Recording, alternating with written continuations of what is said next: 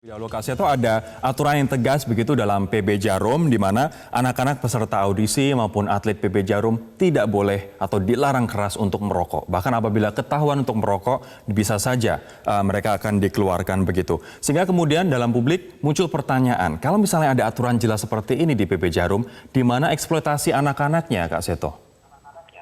Ya, ini yang sering salah paham. Seolah-olah eksploitasi itu anak yang dieksploitasi dengan harus bekerja keras, harus latihan berat, atau harus merokok. Bukan. Tapi pemahaman di sini adalah pemanfaatan atau penyalahgunaan anak sebagai iklan terselubung. Jadi dia kemana-mana dengan baju, kaos yang ada unsur tadi, merek, logo, brand image, tanpa sadar mempromosikan. Sehingga kemudian ada suatu kognitif dissonance, ya, kebingungan anak-anak ini. Ini katanya merusak kesehatan, mengandung racun kimia, tapi ini dikaitkan dengan orang yang hebat, berprestasi, juara, dan sebagainya.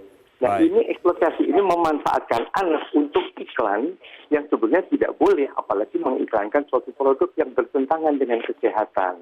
Nah, yang menjadi pertanyaan kemudian, Kak Seto, apa usulan Kak Seto agar PB Jarum dan juga mungkin persatuan olahraga yang lain terhindar dari tudingan eksploitasi anak ini? Ya, itu tadi. Jangan sesuai dengan amanat dari peraturan pemerintah nomor 109, bahwa semua itu memang sudah tegas dilarang. Untuk produk yang mengandung unsur tembakau ini, itu dilarang. Itu sudah jelas peraturan dan itu mengacu untuk pasal 116 Undang-Undang Kesehatan nomor 36 tahun 2009. Kalau memang itu akan diubah, ya diubah undang-undangnya, diubah peraturan pemerintahnya dulu, baru dilaksanakan begitu. Pak Gatot, target dari Kementerian Pemuda dan Olahraga adalah ini selesai minggu ini. Untuk mencapai ini selesai minggu ini, kemudian solusi apa atau win-win solution apa yang ditawarkan? Apakah misalnya mengubah nama PB Jarum dan juga iklan-iklan itu atau seperti apa? Ya baik, terima kasih. Pak Kak Seto, saya setuju dengan apa yang disampaikan Kak Seto ini sebelum saya cerita tentang win-win solusinya. Tadi beliau sangat bijak mengatakan ini bukan masalah persepsi tapi masalah regulasi. Kami setuju, ini pun juga masalah regulasi dan kami netral ya Kak Seto, bukan pada pro sana pro sini karena kami juga tidak ingin ngajarin untuk breaking the law melawan peraturan. Kalau mengacu pada peraturan di Undang-Undang SKN itu tidak ada yang dilanggar.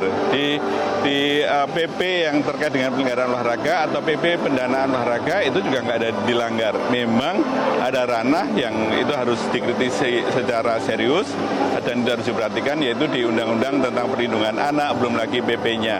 Nah poinnya kalau itu sudah menjadi larangan, itu kenapa nggak kemarin-kemarin itu ada delik aduan, kemudian acara audisi itu kemudian dianggap ilegal. Selama ini ternyata bisa jalan begitu saja, itu satu. Yang kedua adalah saja ke solusinya Pak Gatot.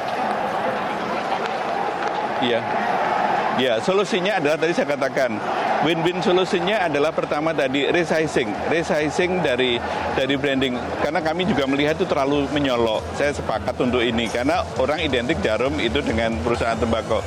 Tapi tadi waktu sempat saya challenge kepada pihak Jarum, ada nggak itu hakinya, hak property right-nya di Kumham? Oh ada Pak, dan ini beda antara PB Jarum dengan PT Jarum itu something yang berbeda. Ya udah, karena khawatirnya kami kalau ini tidak selesai itu akan menjadi berlarut-larut. Jadi poinnya adalah kami optimis bisa itu win-win solution gitu. Oke, baik, resizing itu salah satu solusi yang ditawarkan oleh Kementerian Pemuda dan Olahraga. Terima kasih Pak Gatot, terima kasih Kak Seto dan pemirsa. Kita tunggu saja bahwa besok akan ada mediasi, ditargetkan besok dan juga ditargetkan bahwa minggu ini polemik ini akan selesai. Kita tunggu saja seperti apa win-win solutionnya.